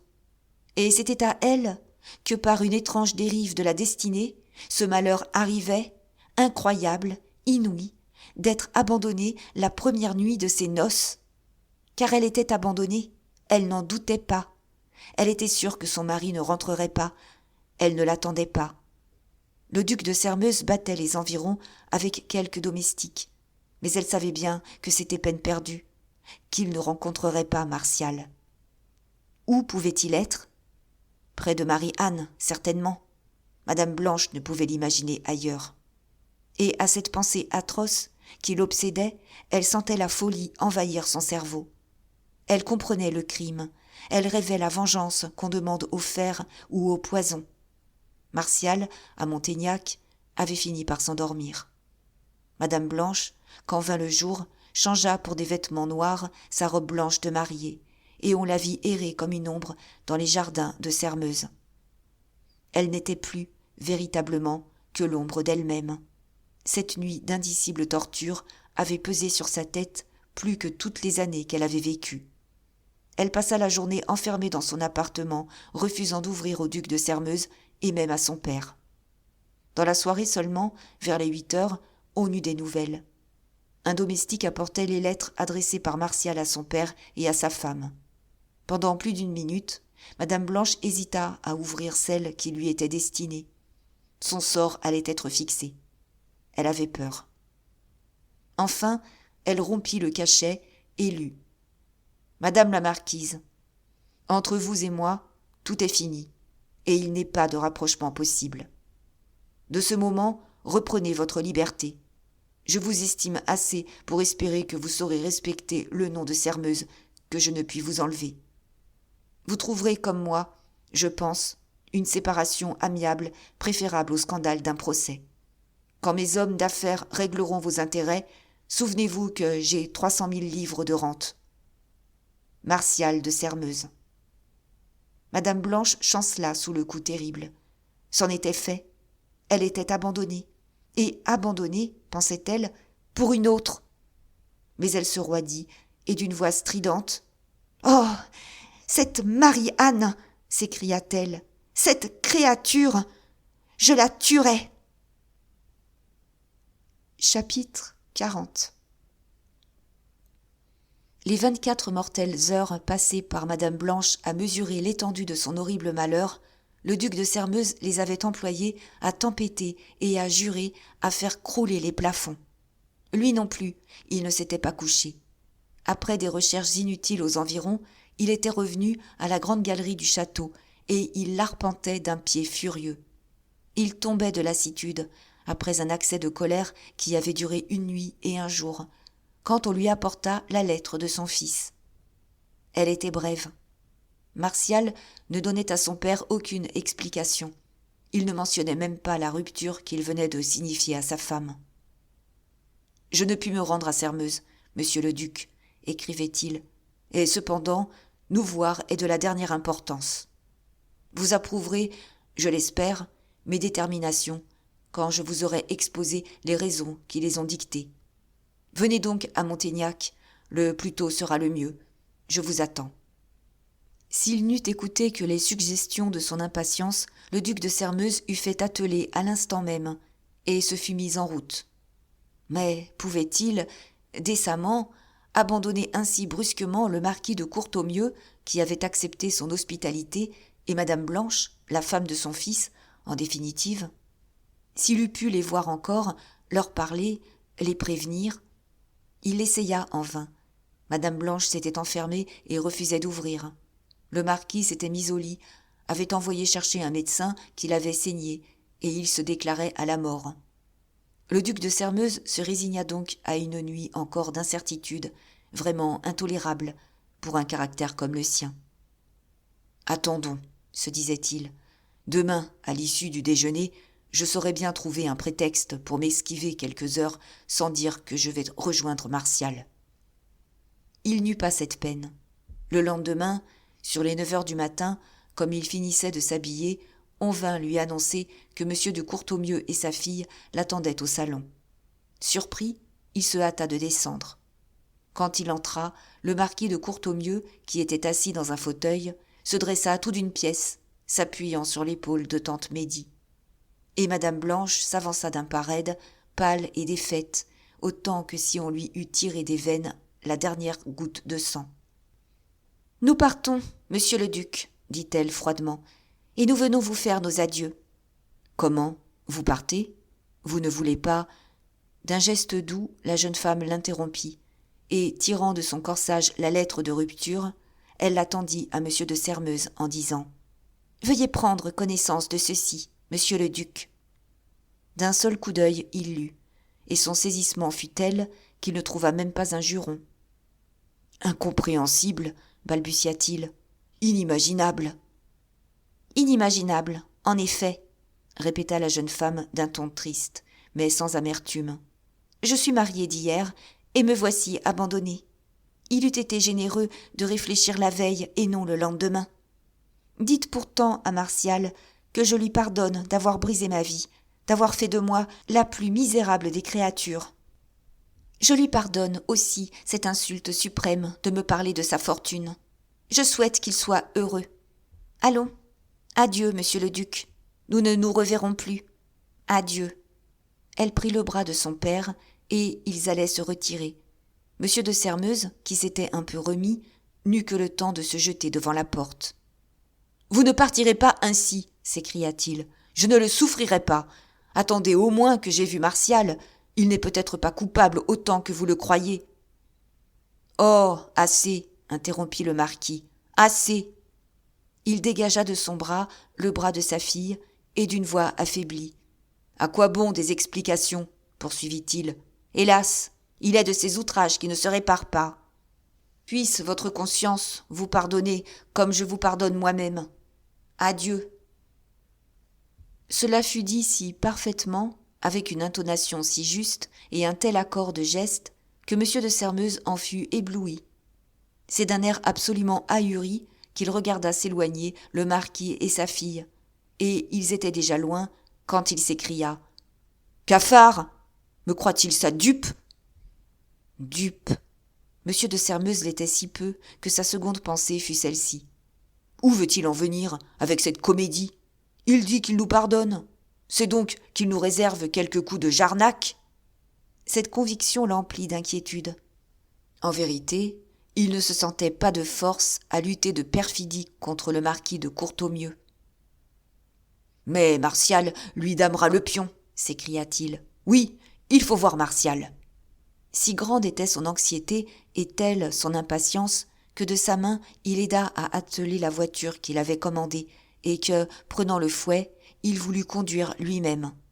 Tout en poussant furieusement ses chevaux, il s'efforçait de réfléchir, mais les idées les plus contradictoires tourbillonnaient dans sa tête. Il n'y voyait plus clair, et la rapidité de la course, fouettant son sang, ravivait sa colère. Il entra comme un ouragan dans la chambre de Martial, à Montaignac. « J'imagine que vous êtes devenu fou, marquis !» s'écria-t-il dès le seuil. « C'est Jarnibieux la seule excuse valable que vous puissiez présenter. » Mais Martial, qui attendait la visite de son père, avait eu le temps de se préparer. « Jamais, au contraire, je ne me suis senti si sain d'esprit, » répondit-il. « Daignez me permettre une question. Est-ce vous qui avez envoyé des soldats au rendez-vous que Maurice d'Escorval m'avait loyalement assigné ? » « Marquis !»« Bien, c'est donc encore une infamie du marquis de Courtornieu. » Le duc ne répondit pas. En dépit de ses travers, de ses défauts et de ses vices, cet homme orgueilleux avait conservé les qualités essentielles de la vieille noblesse française.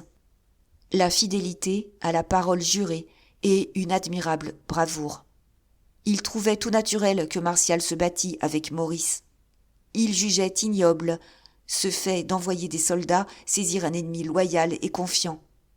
« C'est la seconde fois, poursuivit Martial, que ce misérable essaie de déshonorer le nom de Sermeuse. Pour qu'on me croie, quand je l'affirmerai, il faut que je rompe avec sa fille. J'ai rompu.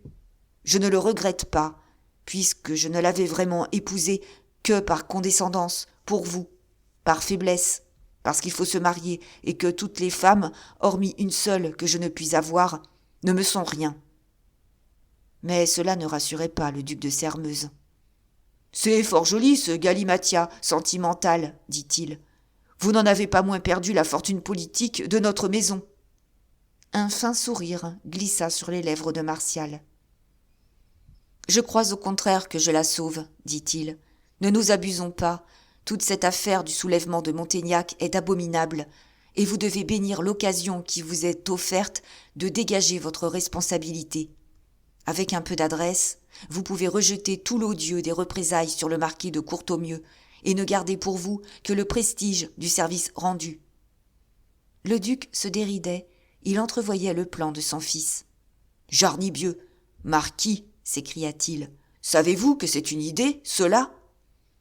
Savez-vous que dès maintenant, je crains infiniment moins le Courtornieu ?» Martial était devenu pensif. « Ce n'est pas lui que je crains, murmura-t-il, mais sa fille, ma femme. » Chapitre 41. Il faut avoir vécu au fond des campagnes pour savoir au juste avec quelle prestigieuse rapidité une nouvelle s'y propage et vole de bouche en bouche. Parfois, c'est à confondre l'esprit. Ainsi, le soir même des scènes du château de Sermeuse, la rumeur en arrivait aux infortunés cachés à la ferme du père Poignot. Il n'y avait pas 3 heures que Maurice, Jean Lacheneur et le caporal Bavois s'étaient éloignés en promettant de repasser la frontière cette nuit même.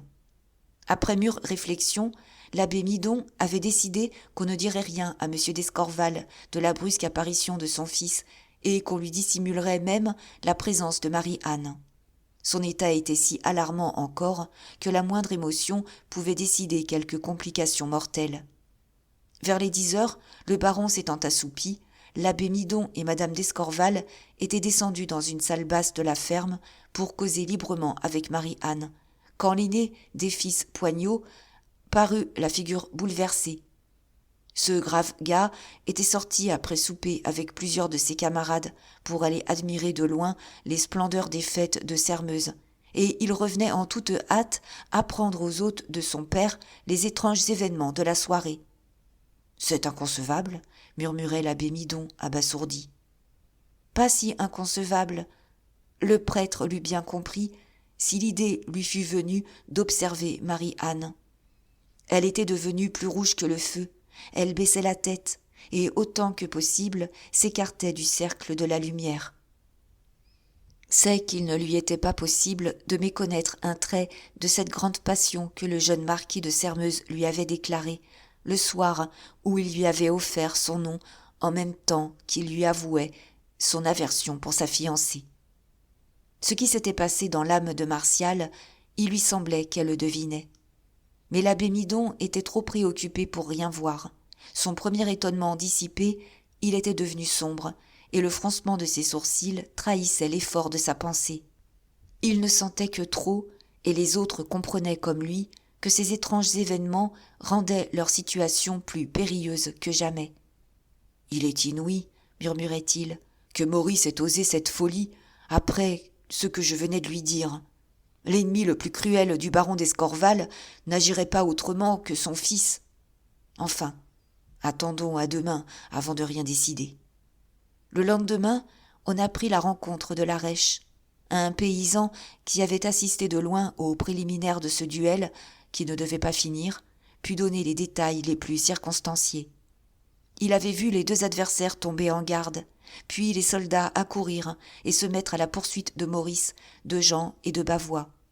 Mais il était sûr aussi que les soldats en avaient été pour leur peine. Il les avait rencontrés sur les 5 heures, harassés et furieux. Le sous-officier disait que l'expédition avait manqué par la faute de Martial, qu'il avait retenu 1 minute. Ce même jour, le père Poignot vint conter à l'abbé Midon que le duc de Sairmeuse et le marquis de Courtornieu étaient brouillés. C'était le bruit du pays.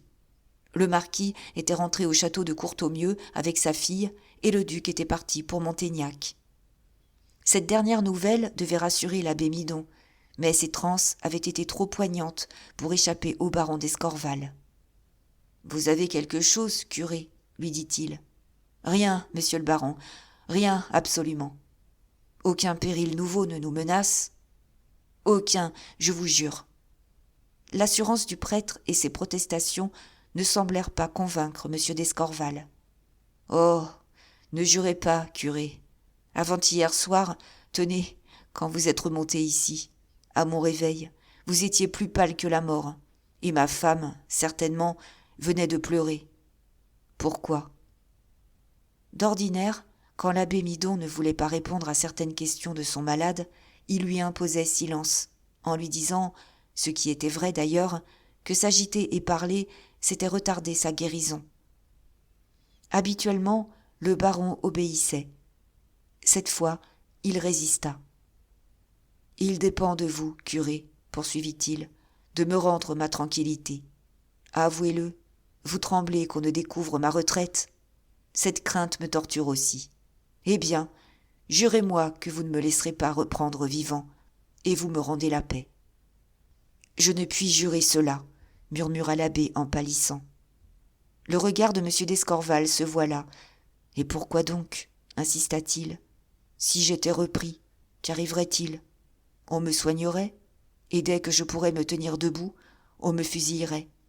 Serait-ce donc un crime que de m'épargner l'horreur du supplice ? Voyons, curé, vous êtes mon meilleur ami, n'est-ce pas ? Jurez-moi de me rendre ce suprême service. Voulez-vous que je vous maudisse de m'avoir sauvé la vie ?» L'abbé ne répondit pas, mais son œil, volontairement ou non, s'arrêta avec une expression étrange sur la boîte de médicaments posée sur la table. Voulait-il donc dire « Je ne ferai rien », mais là, vous trouveriez du poison ? M. d'Escorval le comprit ainsi, car c'est avec l'accent de la reconnaissance qu'il murmura « Merci ». Persuadé que désormais il était le maître de sa vie, qu'il aurait du poison sous la main s'il était découvert, le baron respirait librement. De ce moment, sa situation si longtemps désespérée s'améliora visiblement et d'une façon soutenue. « Je me moque à cette heure de tous les Sairmeuses du monde, » disait-il, avec une gaieté qui, certes, n'était pas feinte. « Je puis attendre paisiblement mon rétablissement. » De son côté, l'abbé Midon reprenait confiance. Les jours s'écoulaient et ses sinistres appréhensions ne se réalisaient pas. Loin de provoquer un redoublement de sévérité, l'imprudence affreuse de Maurice et de Jean Lacheneur avait été comme le point de départ d'une indulgence universelle. On eût dit un parti pris des autorités de Montaignac d'oublier et de faire oublier, s'il était possible, la conspiration de Lacheneur et les abominables représailles dont elle avait été le prétexte. Maintenant, toutes les nouvelles qui parvenaient à la ferme calmaient une inquiétude ou étaient une garantie de sécurité. On sut d'abord, par un colporteur, que Maurice et le brave caporal Bavois avaient réussi à gagner le Piémont. De Jean Lacheneur, il n'en était pas question. On supposait qu'il n'avait pas quitté le pays, mais on n'avait aucune raison de craindre pour lui, puisqu'il n'était porté sur aucune des listes de poursuite. Plus tard, on apprit que M. de Courtornieu venait de tomber malade, qu'il ne sortait plus de chez lui et que Madame Blanche ne quittait pas son chevet. Une autre fois, le père Poignot raconta en revenant de Montaignac que le duc de Sairmeuse était allé passer 8 jours à Paris, qu'il était de retour avec une décoration de plus, signe évident de faveur, et qu'il avait fait à tous les conjurés condamnés à la prison la remise de leur peine. Douter n'était pas possible, car le journal de Montaignac mentionnait le surlendemain toutes ces circonstances. L'abbé Midon n'en revenait pas. « Voilà qui prouve bien l'inanité des prévisions humaines, » disait-il à madame d'Escorval. « Ce qui devait nous perdre nous sauvera. C'est que ce changement si heureux, ce brusque revirement, l'abbé Midon l'attribuait uniquement à la rupture du marquis de Courtornieu et du duc de Sairmeuse. Si grande que fût sa perspicacité, il fut comme tout le monde, dupe des apparences. Il pensait ce qui se disait tout haut dans le pays, ce que les officiers à demi-solde de Montaignac eux-mêmes répétaient. Décidément, ce duc de Sairmeuse vaut mieux que sa réputation, et s'il s'est montré implacable, c'est qu'il était conseillé par l'odieux marquis de Courtornieu.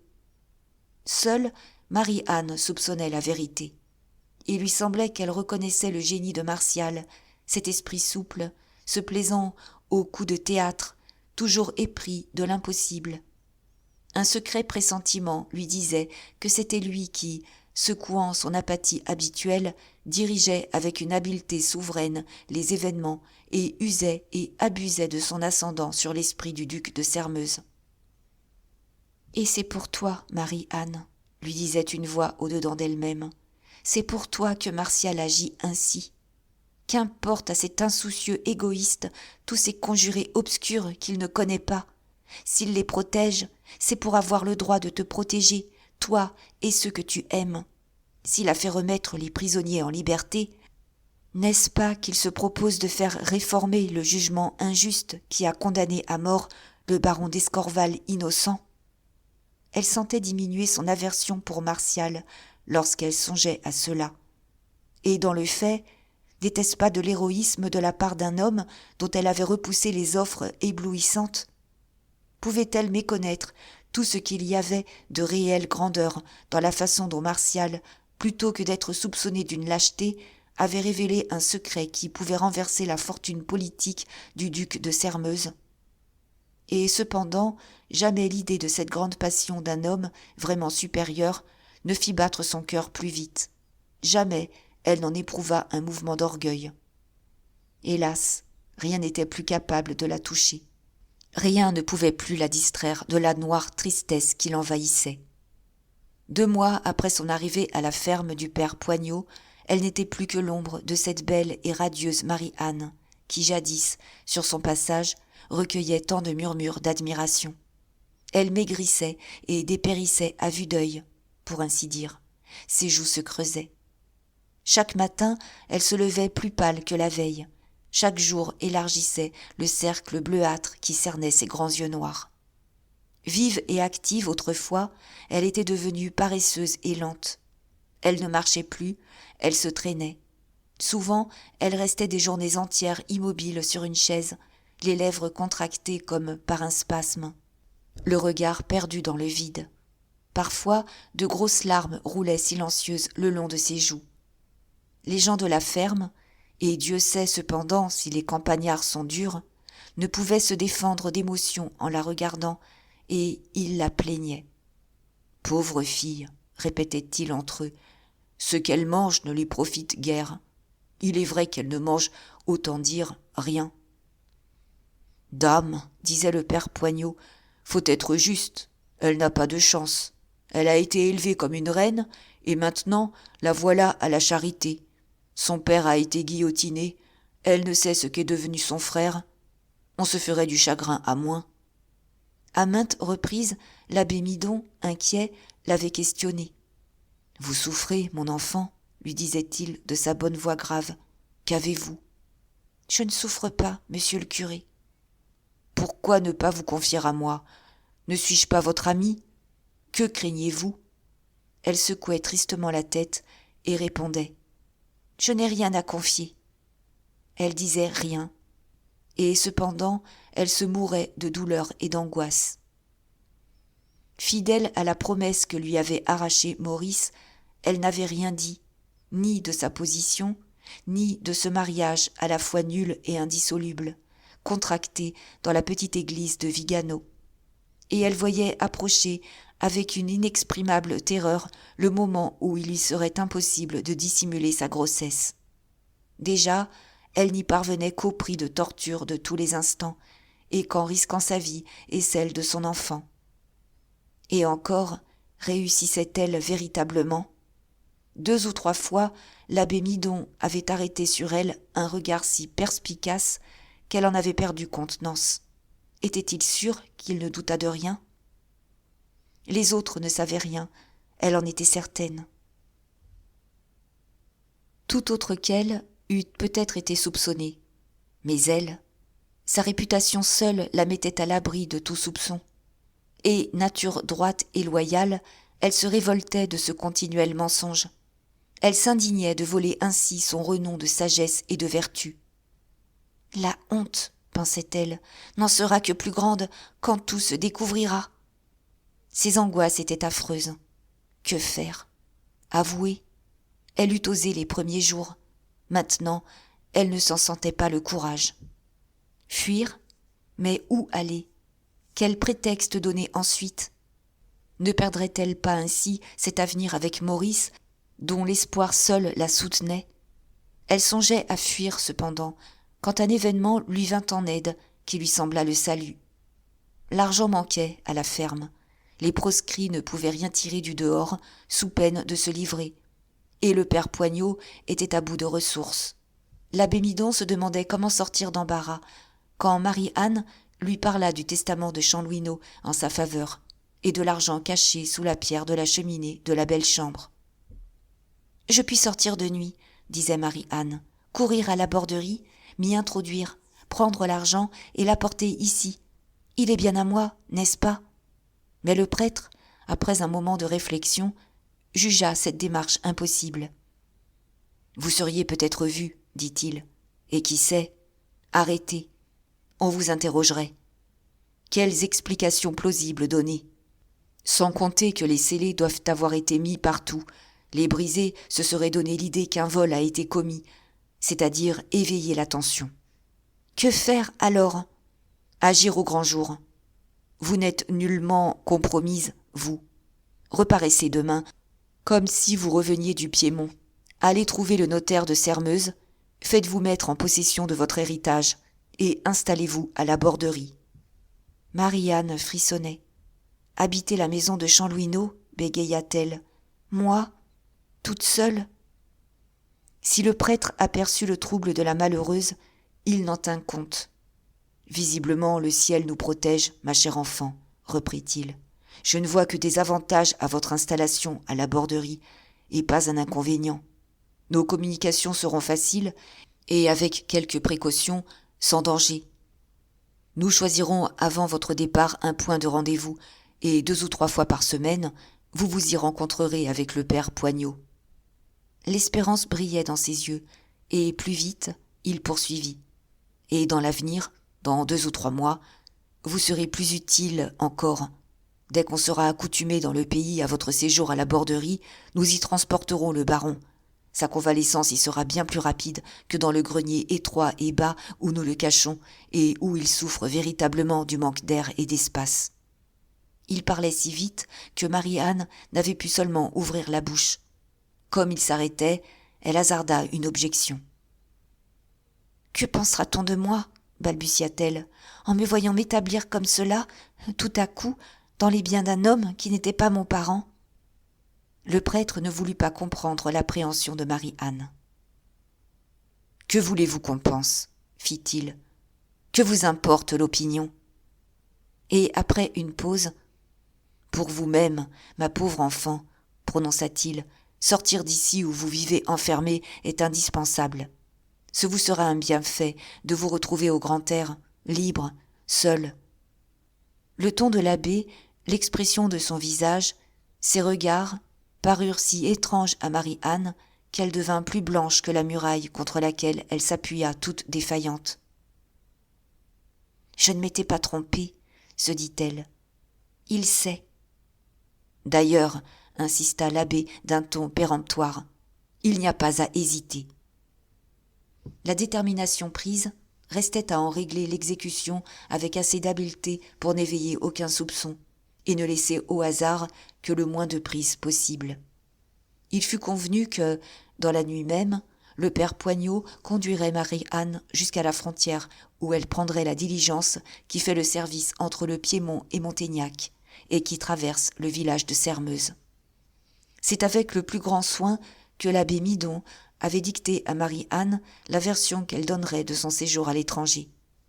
Toutes les réponses aux questions qu'on ne manquerait pas de lui adresser devait tendre à ce but de bien persuader à tout le monde que le baron d'Escorval était caché dans les environs de Turin. Ce qui avait été convenu fut exécuté de point en point, et le lendemain, sur les 8 heures, les habitants du village de Sermeuse virent avec une stupeur profonde Marie-Anne descendre de la diligence qui relayait. « La fille de monsieur Lacheneur est ici !» Ce mot, qui vola de maison en maison, avec une foudroyante rapidité, mit tout le village aux portes et aux fenêtres. On vit la pauvre fille payer le prix de sa place au conducteur, remonter la grande rue suivie d'un garçon d'écurie qui portait une petite malle, et entrer à l'auberge du Bœuf Couronné. À la ville, l'indiscrétion a quelque pudeur. On se cache pour épier. À la campagne, la curiosité, effrontément naïve, se montre sans vergogne et obsède avec une inconsciente cruauté ceux qui en sont l'objet. Quand Marie-Anne sortit de son auberge, elle trouva devant la porte un rassemblement qui l'attendait, bouche béante, les yeux largement écarquillés. Et plus de 20 personnes la suivirent, avec toutes sortes de réflexions qui bourdonnaient à ses oreilles, jusqu'à la porte du notaire où elle alla frapper. C'était un homme considérable, ce notaire, par sa corpulence, sa fortune et la quantité d'actes qu'il faisait. Il avait la face plate et rougeaude, une façon de s'exprimer méliflue, une barbe bien taillée et des prétentions au bel esprit. On le disait à la fois pieux et gaillard. Il accueillit Marie-Anne avec la déférence due à une héritière qui va palper une succession liquide d'une 50aine de 1000 francs. Mais, jaloux d'étaler sa perspicacité, il donna fort clairement à entendre que lui, homme d'expérience, il devinait que l'amour avait seul dicté le testament de Chanlouineau. La résignation de Marie-Anne se révolta. « Vous oubliez ce qui m'amène, monsieur, » prononça-t-elle. « Vous ne me dites rien de ce que j'ai à faire. » Le notaire, interdit du ton, s'arrêta. « Peste, pensa-t-il, elle est pressée de tâter les espèces, la commère. » Et, à haute voix, « Tout sera vite terminé, dit-il. Justement, le juge de paix n'a pas d'audience aujourd'hui. Il sera à notre disposition pour la levée des scellés. » Pauvre Chanlouineau! Le génie des nobles passions l'avait inspiré quand il avait pris ses dispositions dernières. Un avoué retors n'eût pas imaginé des précautions plus ingénieuses pour écarter toutes ces infinies et irritantes difficultés qui se dressent comme des buissons d'épines autour des successions. Le soir même, les scellés étaient levés et Marie-Anne était mise en possession de la borderie. Elle était seule dans la maison de Chanlouineau, seule. La nuit tombait, un grand frisson la prit. Il lui semblait qu'une des portes allait s'ouvrir, que cet homme qui l'avait tant aimée allait paraître, et qu'elle entendrait sa voix comme elle l'avait entendue pour la dernière fois, dans son cachot. Elle se redressa, chassant ses folles terreurs, alluma une lumière, et, avec un indicible attendrissement, elle parcourut cette maison, la sienne désormais, et où palpitait encore, pour ainsi dire, celui qui l'avait habitée. Lentement, elle traversa toutes les pièces du rez-de-chaussée. Elle reconnut le fourneau récemment réparé, et enfin elle monta dans cette chambre du premier étage dont Chanlouineau avait fait comme le tabernacle de sa passion. Là, tout était magnifique, encore plus qu'il ne l'avait dit. L'âpre paysan qui déjeunait d'une croûte frottée d'oignons avait dépensé une 12aine de 1000 francs pour parer ce sanctuaire destiné à son idole. « Comme il m'aimait !» murmurait Marie-Anne, émue de cette émotion dont l'idée seule avait enflammé la jalousie de Maurice. « Comme il m'aimait !» Mais elle n'avait pas le droit de s'abandonner à ses sensations. Le père Poignot l'attendait sans doute au rendez-vous. Elle souleva la pierre du foyer et trouva bien exactement la somme annoncée par Chanlouineau. Les approches de la mort ne lui avaient pas fait oublier son compte. Le lendemain, à son réveil, l'abbé Midon eut de l'argent. Dès lors, Marie-Anne respira, et cet apaisement, après tant d'épreuves et de si cruelles agitations, lui paraissait presque le bonheur. Fidèle aux recommandations de l'abbé, elle vivait seule, mais par ses fréquentes sorties, elle accoutumait à sa présence les gens des environs. Dans la journée, elle vaquait aux occupations de son modeste ménage, et le soir, elle courait au rendez-vous où le père Poignot lui donnait des nouvelles du baron ou la chargeait, de la part de l'abbé, de quelque commission qu'il ne pouvait faire. Oui, elle se fût trouvée presque heureuse, si elle eût pu avoir des nouvelles de Maurice. Qu'était-il devenu? Comment ne donnait-il pas signe de vie?